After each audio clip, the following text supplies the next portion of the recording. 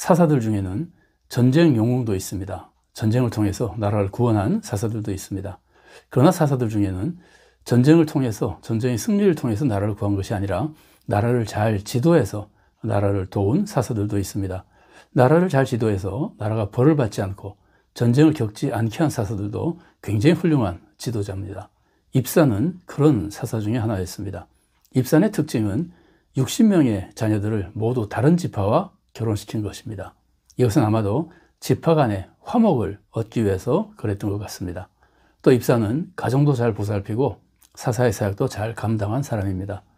우리는 영웅적인 업적이 없어도 우리가 평소에 맡은 사역을 잘 감당해서 교회와 사회에 화목을 이루고 또 가정과 교회에서 맡은 직분을 잘 감당하며 하나님의 뜻을 이루어드리는 성도가 되어야 되겠습니다. 오늘은 삼손에 대해서 살펴보겠습니다. 삼손은 전쟁의 승리를 통해서 나라를 구한 영웅적인 사사입니다.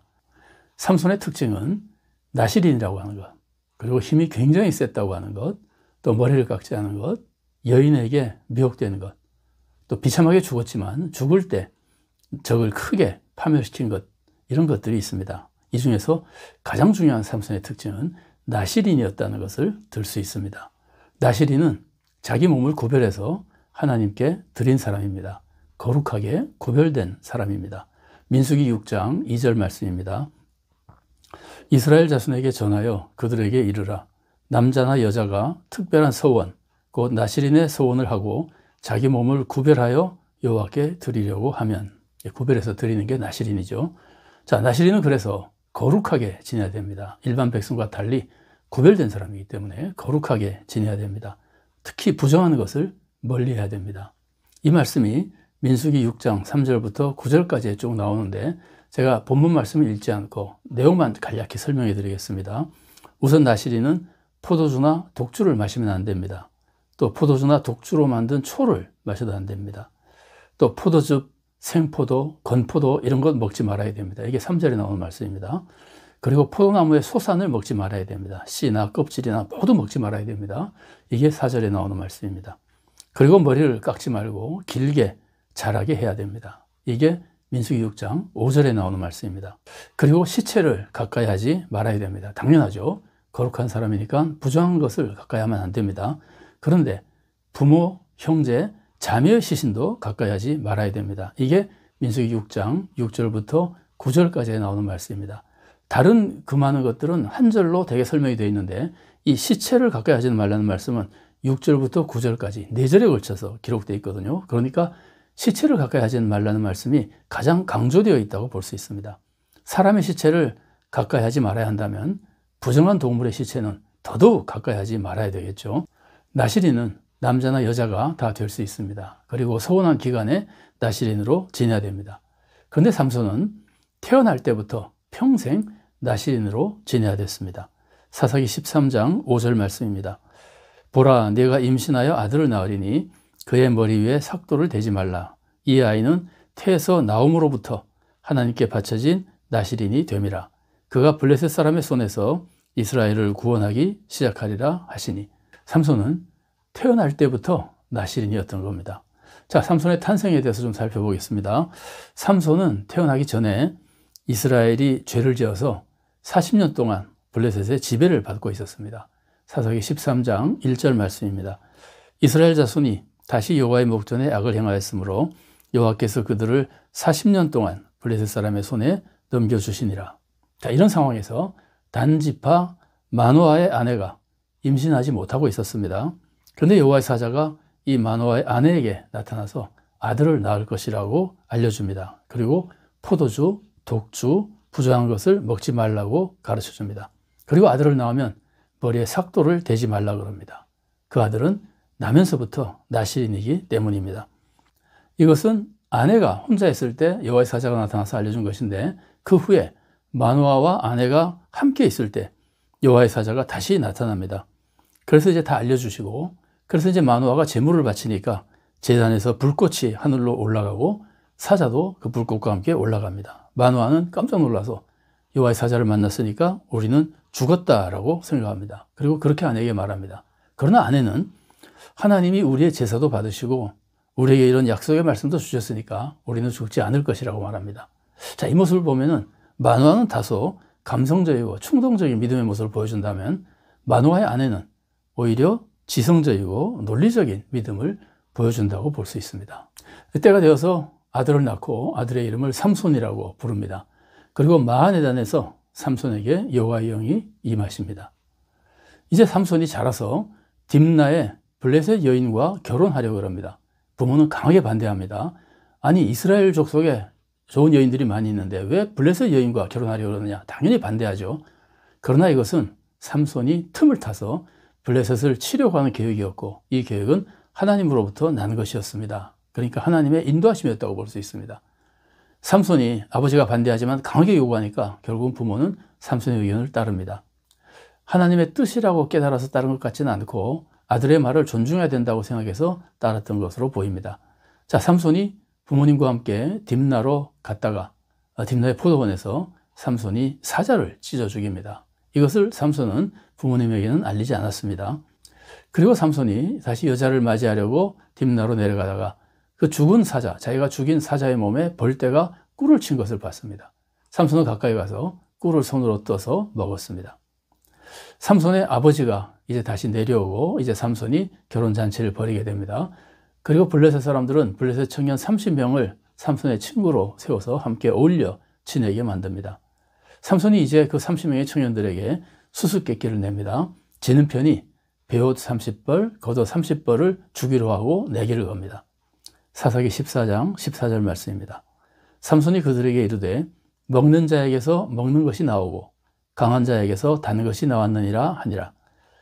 그들이 사흘이 되도록 수수께끼를 풀지 못하였더라. 그러니까 먹는 자에게서 먹는 것이 나오고 강한 자에게서 단 것이 나왔다 하는 게 뭐냐라고 이제 물어본 거죠. 다른 사람들이 알 수가 없죠. 그래서 블레셋 청년들은 알아맞히지 못합니다.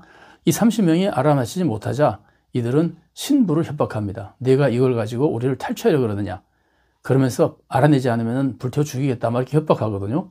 그래서 삼손의 아내가 울면서 삼손에게 알려달라고 간구합니다. 계속 울면서 간구하니까 결국 삼손이 알려줍니다.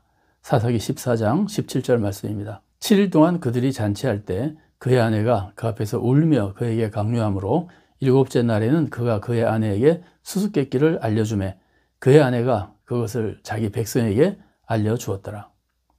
이렇게 해서 결국은 삼손이 내게서 지게 되죠. 그러자 삼손은 화가 나서 아스글론에 가서 블레셋 사람 30명을 죽이고 30명의 그 옷을 탈취해서 청년들에게 줍니다. 그리고 화가 나서 아버지의 집으로 돌아갑니다.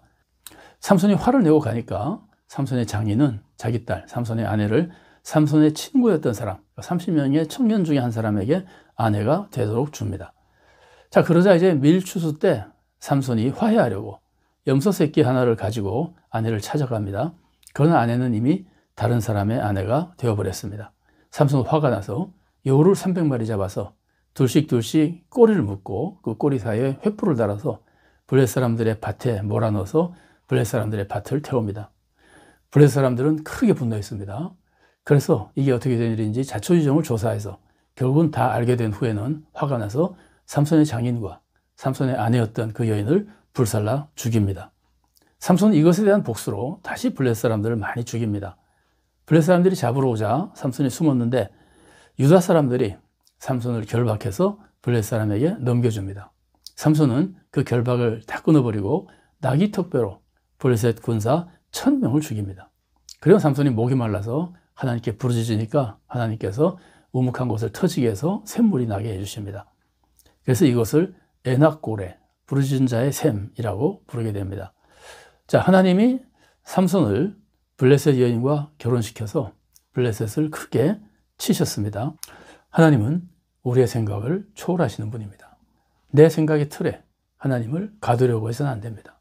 그래서 우리가 교회 일을 할 때 다른 성도들이 나와 다른 의견을 가지고 있을 때는 그 나와 생각이 다른 사람의 뜻에도 하나님의 섭리가 있을 수 있다는 것을 늘 염두에 두고 겸손히 하나님의 뜻을 찾아 나가야 됩니다. 삼손은 나면서부터 나실인이었습니다. 그래서 아버지 마노아가 삼손이 블레셋 여인과 결혼하려고 할 때 반대하다가 결국 삼손의 말을 들은 것이 아닌가 싶습니다. 저 아이가 그래도 하나님이 구별해서 세우신 나실인인데 그 의견에 무슨 뜻이 있지 않을까 하는 그 정도로 생각하고 아마 받아들이지 않았나 싶습니다. 하나님의 뜻을 다 깨달은 것 같지는 않고 그 아들이 나실인이기 때문에 존중해서 의견을 받아들이지 않나 생각이 듭니다. 우리도 하나님이 직분을 주신 사람의 의견을 늘 존중해야 됩니다. 물론 그대로 무조건 따를 수는 없습니다. 직분이 있는 자들도 실수할 수 있습니다. 그러나 늘 존중하는 마음으로 하나님의 뜻을 잘 찾아나가는 겸손한 자세가 필요합니다. 여기서 우리가 삼손이 실수한 모습을 보십시오. 삼손은 하나님의 일을 하기 위해서 이방 여인과 결혼했습니다. 그래서 블레셋을 치는데 큰 역할을 했습니다. 그러나 삼손은 이 이방 여인과 결혼하면서부터 이방 여인에 대한 잘못된 탐욕에 빠진 것 같습니다. 삼손은 나중에는 하나님의 일을 위해서가 아니라 자기의 정욕 때문에 이방 여인을 가까이 하다가 결국 파멸을 당하게 되는 겁니다. 우리가 하나님 일을 할 때 하나님의 일을 하다가 그 일을 하는 도중에 자기 욕심에 빠져서 시험에 드는 경우가 많이 있습니다. 재정으로 하나님의 일을 하다가 일과 업적에 명예를 추구하고 그런 욕심이 생겨서 결국은 부당하게 재정을 사용하고 자기 명예를 위해서 재정을 사용하고 이러다가 큰 실수를 하는 직분자들을 볼 때가 있습니다. 또 하나님의 일을 하다가 성도의 교제를 넘어서 성도가 교제하고 협력하는 건 참 좋으나 성도의 교제를 넘어서 부적절한 관계를 가지거나 그래서 또한 파멸당하는 직분자들도 적지 않습니다.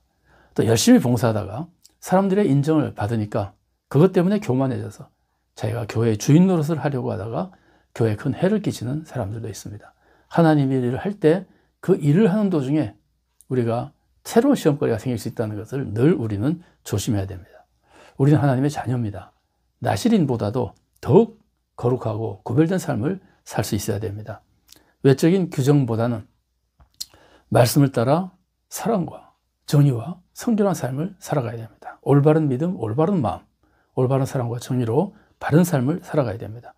그리고 하나님의 일을 하다가 그 일을 하는 것 때문에 혹은 일을 잘한 것 때문에 시험에 들지 말고 항상 겸손히 내 욕심을 버리고 하나님의 영광을 위해서 순종하고 헌신하는 가운데 나도 구원의 길을 가며 세상도 구원으로 인도하는 복된 성도로 살아갈 수 있기를 바랍니다.